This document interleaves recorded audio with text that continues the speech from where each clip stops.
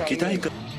Pues ya lo han oído. Y ahora sí, mucho que hablar en no solo términos económicos, sino también geopolíticos. José de la Morena, te doy la palabra. Muy buenas tardes. Bueno, a estas horas distintas y diversas las noticias que nos llegan y las noticias del día que analizamos. La primera, un avión militar ruso que se ha estrellado en la costa del Pacífico de Rusia.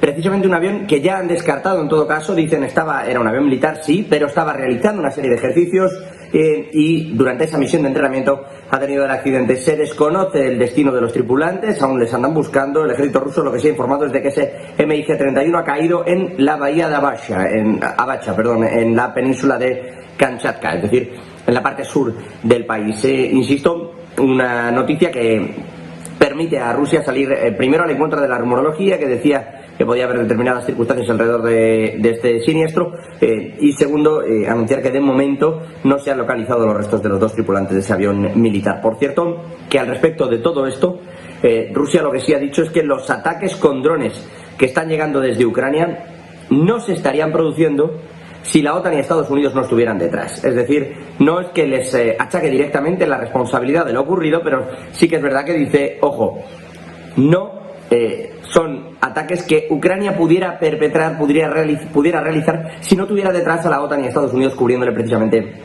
este tipo de circunstancias. En concreto, las autoridades rusas han anunciado que han derribado 5 drones ucranianos que estaban sobrevolando Moscú y que no sería posible que esto estuviera ocurriendo sin la ayuda que le proporciona el régimen, dicen ellos, el llamado régimen de Kiev, de Zelensky y Estados Unidos y la OTAN. Lo cierto es que el gobierno de Zelensky desde Ucrania no ha querido tampoco entrar al paso de esta información, como no han salido tampoco nadie desde la OTAN ni desde Estados Unidos. Por cierto, que Zelensky sí que ha estado alabando precisamente a la OTAN y a Jens Stoltenberg a este respecto. La verdad, en el día de hoy, además ha dicho que está maravillado de la presencia del propio Stoltenberg al frente de la OTAN y cómo está gestionando este tipo de situaciones. Al respecto, y en la clave de peticiones, protagonismo para Rumanía, que en el día de hoy ha pedido a Francia, a Alemania y a sus socios que cumplan lo que están diciendo. En concreto, más a Alemania que a ninguno, a Frank-Walter Steinmeier, al presidente alemán, que se comprometió el pasado mes de mayo a reforzar el flanco de la OTAN, esa parte más pegada a Rumanía, y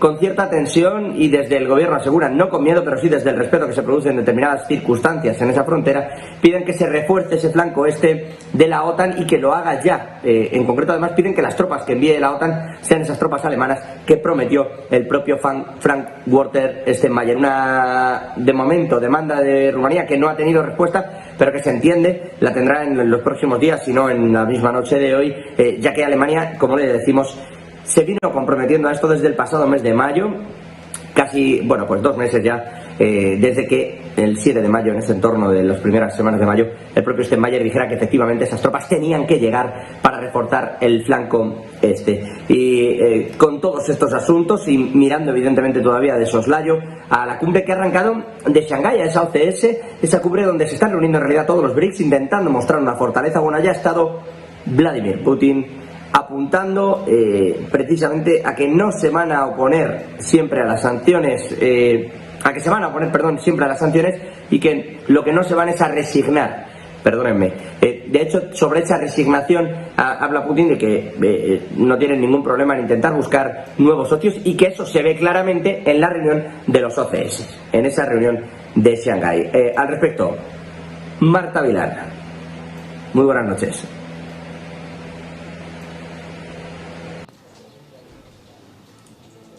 Pues sí, muy buenas tardes. Hoy la atención mediática geopolítica ha estado puesta en China, porque allí precisamente se ha celebrado la cumbre de la Organización de Cooperación de Shanghái, una cumbre liderada por China en este caso, y donde, por cierto, hoy ha participado de forma telemática Vladimir Putin, el presidente de Rusia. ¿Qué es lo que ha dicho? Ha hablado de una guerra híbrida directamente con Occidente.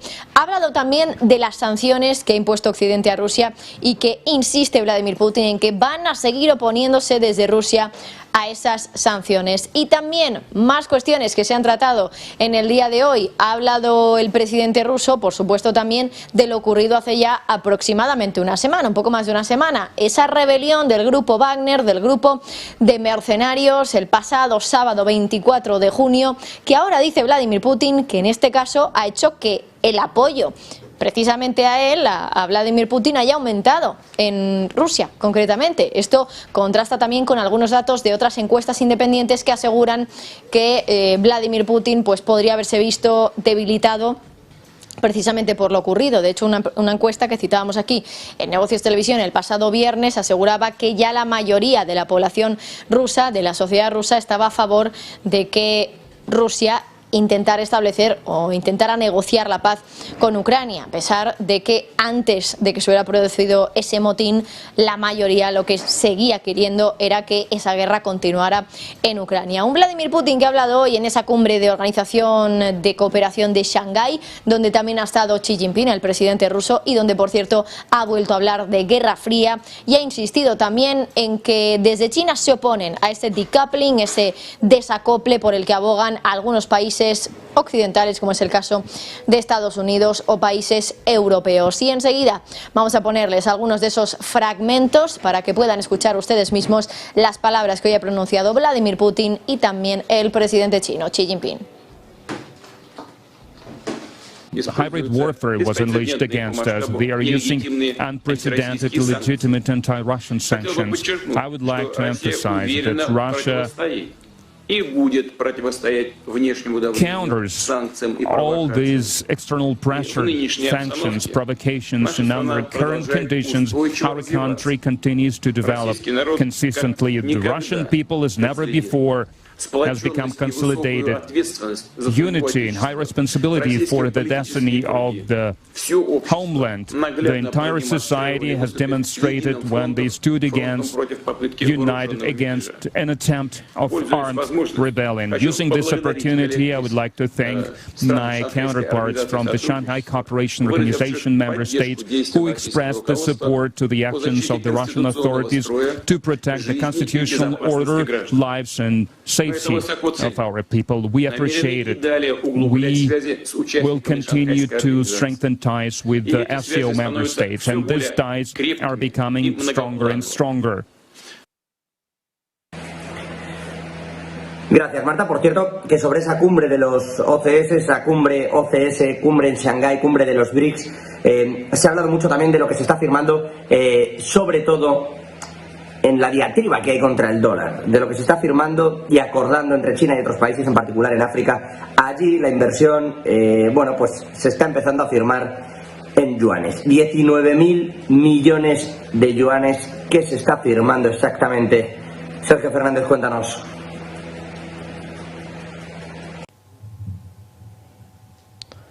Muy buenas noches. Siguen las noticias en torno a los BRICS, siguen las noticias también en torno a la desdolarización y la última de ellas concierne a China y a África. Y es que China está avanzando para generar un acuerdo comercial por valor de 19.000 millones de dólares con África y ojo, porque van a utilizar el yuan chino como método de pago. La exposición económica y comercial entre China y África en curso tiene como objetivo desafiar la trampa de la deuda occidental y marcar el comienzo de una nueva era que fomenta los lazos comerciales, según apuntan los informes. El movimiento de este acuerdo entre China y África se produce precisamente cuando hay un gran puñado de países africanos que están buscando unirse a los BRICS y aceptar una nueva moneda que se va a discutir en la próxima reunión que va a tener lugar en el mes de agosto. De hecho, la exposición comercial anual tiene como objetivo fortalecer las asociaciones comerciales a largo plazo y se espera que genere 19.000 millones de dólares en acuerdos. Este acuerdo comercial multimillonario podría liquidarse en el yuan chino y no